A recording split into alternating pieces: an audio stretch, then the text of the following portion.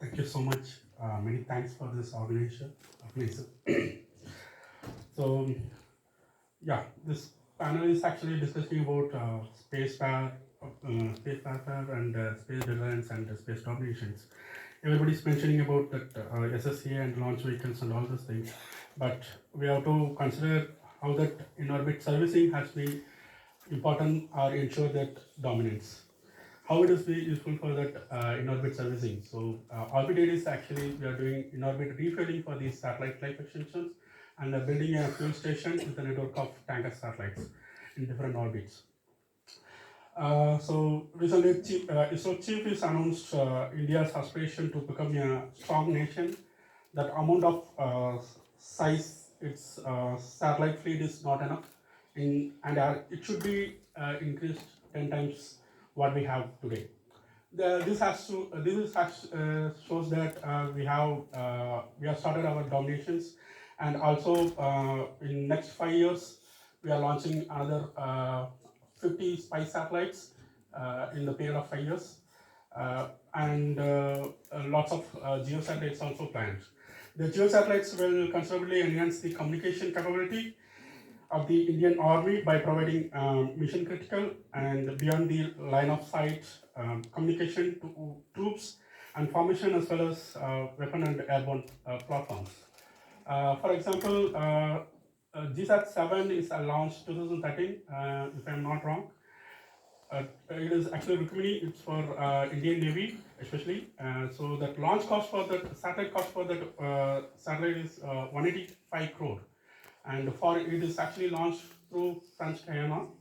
The foreign launch cost is 485 crore, and if you have to and 2018 and GSAT 7 launched. 7A is launched from India through GSLV. So it has 2,500 weight of satellites, and it also has again same cost. But if you have to replace the satellites and again, it is again large amount of budget is needed to avoid that replacement things, and to avoid that debris, and to ensure that satellite sustainability, to ensure our safeguard and assets in space, we have to incorporate our refueling services in all our satellites. That is most important. Why it is so?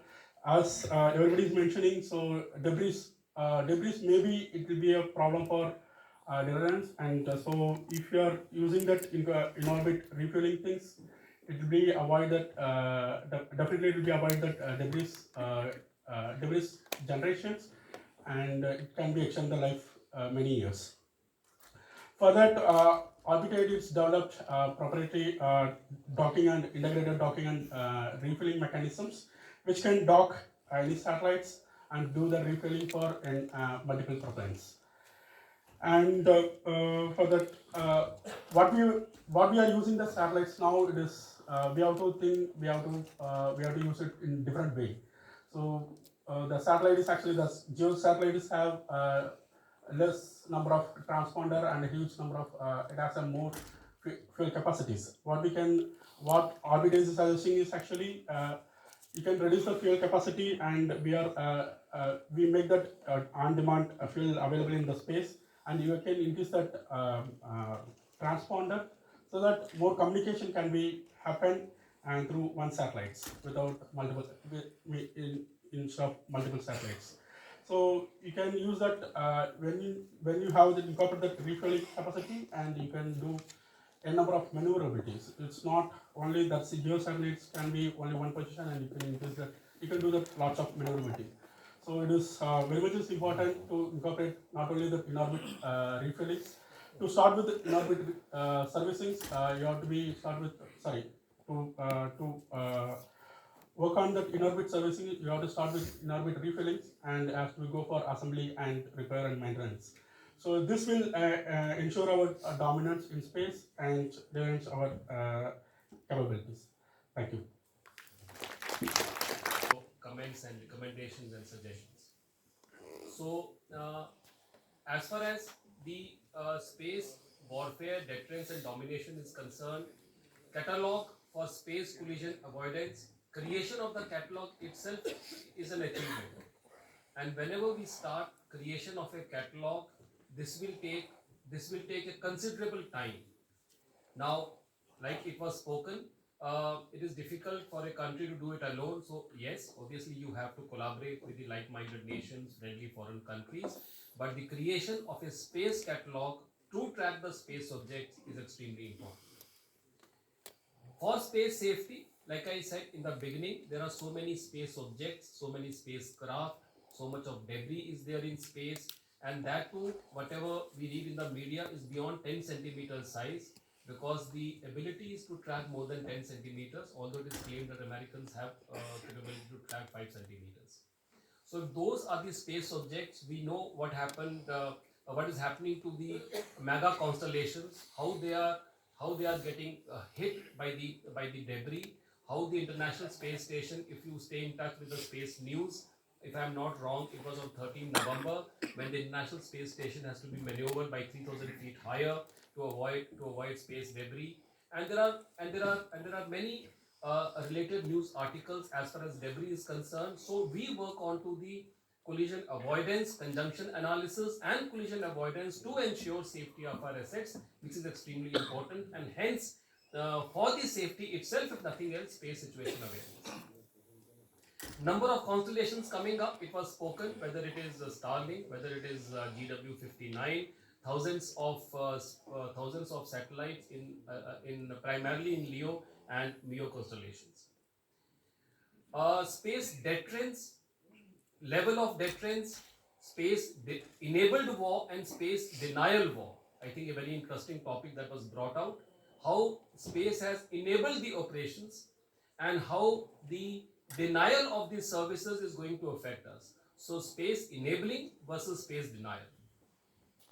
The topic of cyber hardening came up and it was addressed by various speakers, and I think no one can overemphasize the aspect of cyber hardening as far as all the satellites that are being launched are concerned.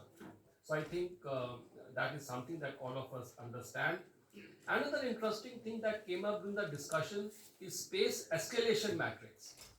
How do we escalate? What is the escalation matrix that we have? Space is one field that, what about the international legal conventions? Yes, Armistice Accord, open-ended working group, although that has ended few weeks and months ago.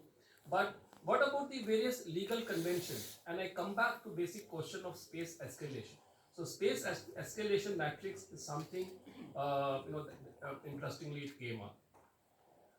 Now, in case, firstly, space is another one field wherein you don't know whether this satellite is being used for a particular purpose over a particular territory.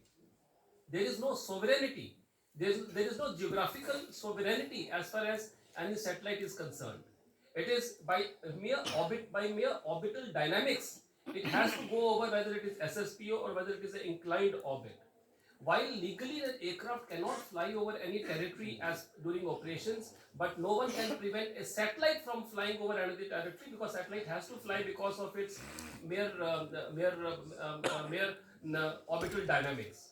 So now what happens if a commercial satellite is being used for a particular country to give inputs? Do you target commercial satellites?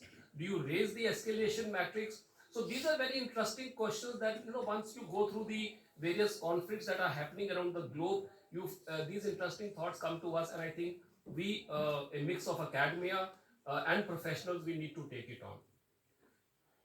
SDA and extension of SSA, very well spoken. The ecosystem of SSA. SSA is a very fashionable word, and most of us talk of SSA. But how do you achieve SSA? How many sensors are required, whether it is ground-based or whether it is space-based? What about telescopes? Where all you base them? How is the ecosystem? How is the ecosystem that you create? Which is the fusion software? And as far as we are concerned, any country would like to have indigenous fusion software because of various other strategies